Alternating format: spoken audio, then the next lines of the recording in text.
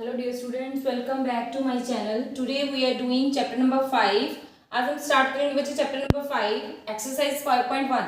इसका first question क्या है आपका, which of the following statements are true and which are false. आपको कोई स्टेटमेंट्स दे रखी हैं, आपको उसको बताना है कि वो ट्रू है या फॉल्स। गिव रीजंस, इसका आपको रीजन भी बताना है। देखो फर्स्ट पॉइंट क्या है आपका, ओनली वन लाइन। क्या पूछा है उसने आपसे, only one line can pass through a single point. वो कहता है कि कोई सिंगल पॉइंट है कि उससे ओनली वन लाइन ही पास हो सकती है। ये क्या हो गया आपका, फॉल्स। क्यों?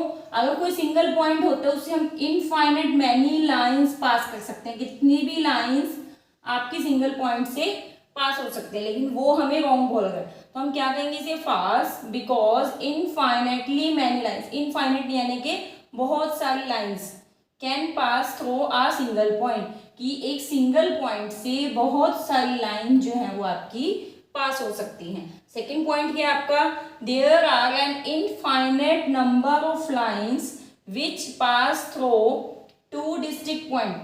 वो कहता है कि दो आपके पास पॉइंट्स है, डिफरेंट अलग अलग पॉइंट्स है, मान लो उसमें से इनफाइनाइट मैनी लाइंस पास हो सकती हैं। अगर दो पॉइंट्स हैं, हम इनको मीट करेंगे आपस में, तो इसमें से ओनली वन लाइन पास होगी, तो ये भी क्या होगी आपकी, फॉल्स। फर्स्ट की क्या है, ये कॉन्ट्राडिक्शन है, because only a single line pass through two distinct point. क्यों? क्योंकि अगर हमारे पास दो डिफरेंट पॉइंट्स दे रखे हैं, अगर हम उनको मीट करेंगे तो ओनली वन लाइन पास होगी, तो इसका मीनिंग क्या होगा, ये फॉल्स है। क्यों? क्योंकि सिंगल लाइन पास हो सकती है टू पॉइंट से।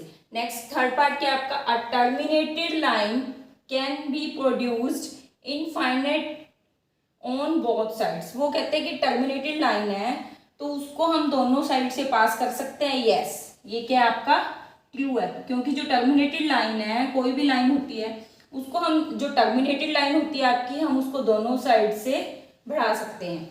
प्रोड्यूस्ड मीन्स उसको आगे बढ़ा सकते हैं टर्मिनेटेड लाइन को। ये पॉइंट क्या हो गया आपका, ट्रू। आपका फोर्थ पॉइंट क्या है, if two circles are equal. Suppose out करो आपके पास टू सर्कल्स हैं, अगर टू सर्कल्स इक्वल हैं then their radius are equal. Yes, ये ट्रू है। कैसे? अगर दो सर्कल्स इक्वल होंगे, दो सर्कल्स कब इक्वल होंगे, जब उनका एरिया इक्वल होगा, उनकी रेडियस इक्वल होगी। अब इसमें देखो सर्कल का एरिया क्या होता है, पाई आर स्क्वायर। इसमें पाई क्या होता है बच्चे, आपका कांस्टेंट नंबर होता है और आर पर डिपेंड करता है इसका एरिया। तो अगर आपकी रेडियस इक्वल होगी तभी आपका दोनों सर्कल्स का एरिया इक्वल होगा। इसलिए true, because area depends upon, because area depends on radius of circle, क्योंकि एरिया किसके ऊपर डिपेंड करता है, रेडियस के ऊपर।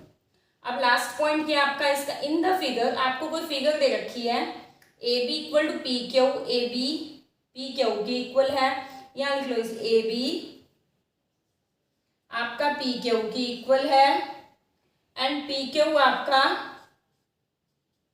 एक्स वाई के इक्वल है, then A B is equal to X Y. अब कैसे होगा ये देखो, ट्रू है ये। क्यों? By the axiom that if two things are equal, अगर कोई भी टू लाइंस आपस में किसी तीसरी लाइंस के इक्वल होती हैं, third, then they are equal to each other, तब वो आपस में भी इक्वल होती हैं। कैसे देखो, ये आपकी थ्योरम्स आएंगे आगे इस पर बेस्ड। ए बी और पी क्यू इक्वल है, ये और ये दोनों इक्वल है, और पी क्यू और एक्स वाई इक्वल है। अब ये देखो यहाँ दोनों पी क्यू कॉमन, तो बचा क्या, ए बी, बचा कौन, A B equal to X Y. यही हमें बताना था। अगर पी क्यू दोनों में कॉमन हो गया तो ये भी दोनों आपस में इक्वल होंगे। That's all student. वीडियो अच्छी लगे तो इसे लाइक और चैनल को सब्सक्राइब जरूर करना। That's all.